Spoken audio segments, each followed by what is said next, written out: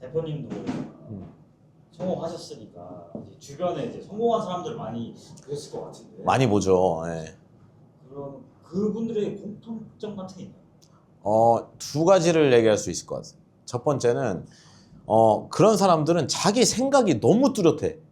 근데 나는 사람이 생각이 뚜렷한 거의 기준이 정의가 돼 있는 사람이라고 생각하고, 내가 아까 전에 얘기한 것처럼 나는 성공하고 싶다. 그럼 네가 생각하는 성공이 뭔데? 라고 물어봤을 때 5분 동안 설명할 수 있어야 돼요. 그래야 자기가 정의가 명확한 거야. 예를 들어서 나는 얼마를 벌어야 되고 어떻게 벌 거고 이런 비즈니스를 할 거고, 아니면 나는 내 주변 가족이나 친구들이 건강해야 그것도 성공 중에 하나라고 본다. 그럼 얼마나 건강해야 되고 내 친구들 운동시켜야 되고 내가. 그러니까 그런 정확한 정의가 내려져 있어요. 그러니까 내가 봤을 때는 그런 사람들 대부분 생각이 확고하다는 게, 나는 성공할 거야. 나는 얼마 벌 거야. 이런 사람은 막상 물어보면은 이게 대답이 다 나와. 예를 들어가지고 본인이 왜 그 정도 돈을 벌어야 되는지가 나와 있고, 언제까지 벌 거래. 그럼 어떻게 벌 거냐고 물어보면은 그냥 술술 나와. 계획에 다 있어. 근데 이게 안 되는 사람들은 나는 성공하고 싶대. 그럼 네가 생각하는 성공이 뭔데? 대답을 못 해. 돈 많이 버는 거래. 그럼 돈을 얼마나 벌어야 행복한데? 대답을 못 해. 자기는 대충 한 100억 있으면 될 것 같아. 왜 100억이야? 라고 물어보면 너 1000억도 아니고 1조도 아니고 네 기준에 그럼 성공의 기준을 금액으로 한 사람은 100억인 거네? 그럼 왜 100억이야? 대답을 못 해. 그러니까 왜 벌어야 되는지도 모르고 어떻게 벌지도 생각을 안 해봤고, 자기가 돈이 많다는 개념이 얼마나 많아야 되는지도 모르고, 행복하다는 게 뭘 해야 행복한 건지도 몰라. 대답을 못 해. 그러니까 추상적으로만 사는 거야. 당연히 성공하고 행복하고 건강하면 좋지. 근데 이 기준이 없으니까 내가 뭘 해야 되는지 뚜렷하지가 않은 거야. 근데 내가 아는 사람 중에 내가 인정할 정도로 성공했다고 하는 사람들은 이 데피니션 있잖아. 정의가 그냥 명확해. 무슨 얘기를 해도 그냥 질문 대답이 술술 나와. 나도 술술 나오잖아. 내가 생각하는 건강이랑 뭐 행복이나 술술 나오잖아. 그러니까 술술 나온다니까. 근데 술술 나오는 사람들은 애초에 목표가 구체적이고, 목표가 구체적이라는 말은 계획도 구체적이야. 그런 사람들은. 그러니까 계획을 하나씩 하나씩 자기도 모르게 하고 있는 거야. 그러니까 그게 돼 있는 거야. 나중에 보면. 그래서 뚜렷해야 돼. 정의가 확실해야 돼. 정의가. 그래서 그런 게 이제 첫 번째 특징이고, 두 번째 같은 경우에는 좀 나랑 이제 비슷한 것 같은 게, 자꾸 Y가 많아. 왜 그래야 되냐고 자꾸 물어봐. 그 사람들은 원래 머릿속에 그냥 다 그런지는 모르겠는데, 내가 아는 사람 중에서는 대부분이 이 물음표가 되게 많아, 머릿속에. 뭐 간단한 것도 저건 왜 저렇게 했지라고 그냥 궁금해 하더라고, 되게. 그러니까 나도 궁금해하는 게 되게 많잖아. 갑자기 뭐 차 타고 가다가도 나는 뭐 궁금한 게 생기면은 운전하고 있으니까 적을 수가 없잖아. 그러면은 진짜 궁금한 거 목적지에 도착하면 까먹을까 봐 휴게소 같은 데 들어가서 메모장 같은 데 적고 다시 가. 거기서 찾아보거나.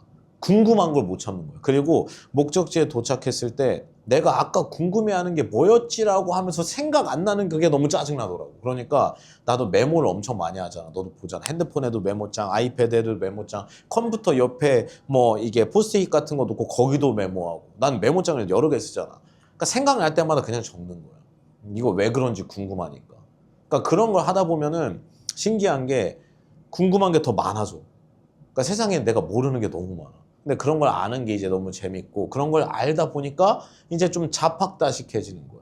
한 분야에 깊게 하는 것도 중요한데 얕게 넓게 하는 것도 중요하잖아. 그러니까 그런 걸, 쓸데없는 걸 많이 알게 되는 거야. 누가 보면 쓸데없다고 하겠지만 나는 그냥 궁금해서 찾아본 거야.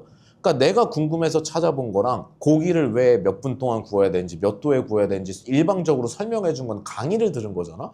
근데 내가 궁금해가지고 고기를 왜 몇 도에 구워야 이 굽기가 나오지? 라고 내가 궁금해서 찾아보잖아? 그럼 안 까먹어. 내가 궁금했잖아.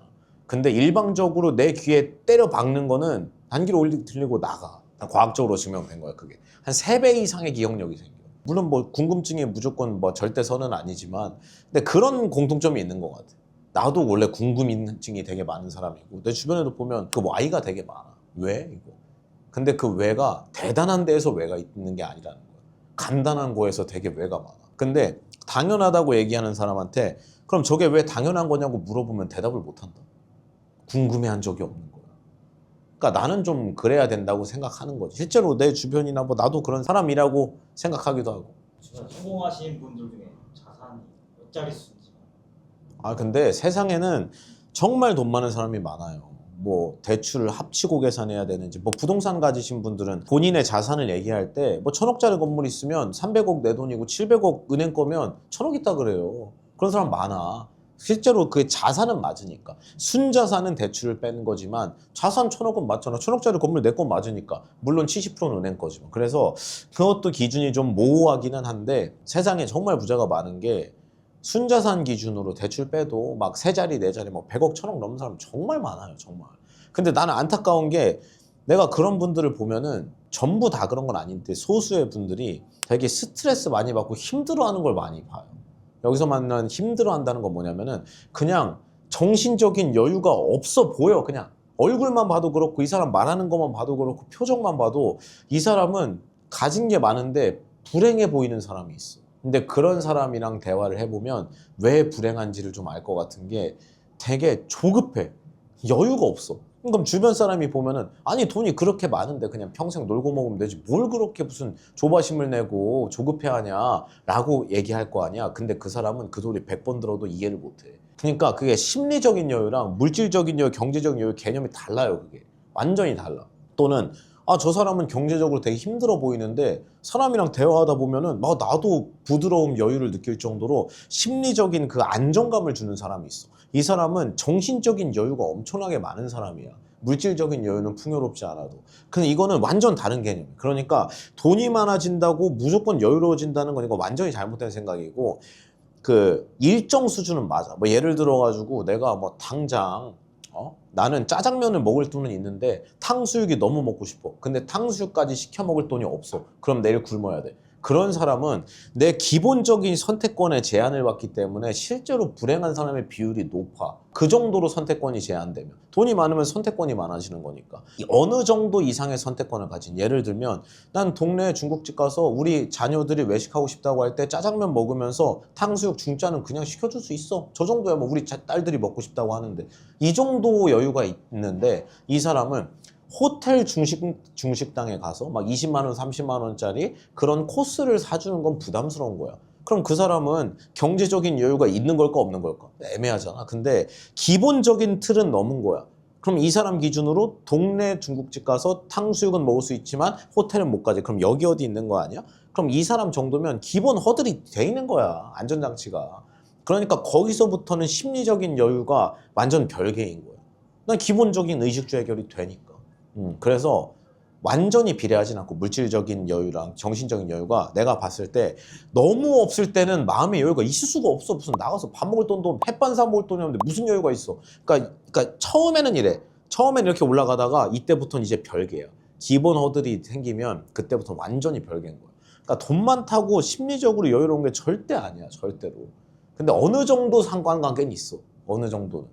그래서 극단적인 케이스가 좀 많은 것 같아. 오히려 너무 많이 가져서 잃을까봐 안절부절 못하는 사람도 있고 너무 없어가지고 아무것도 못하니까 불행한 사람도 있고 그러니까 그 중간 라인이 여기부터는 별개이기 때문에 나하기 나름이다.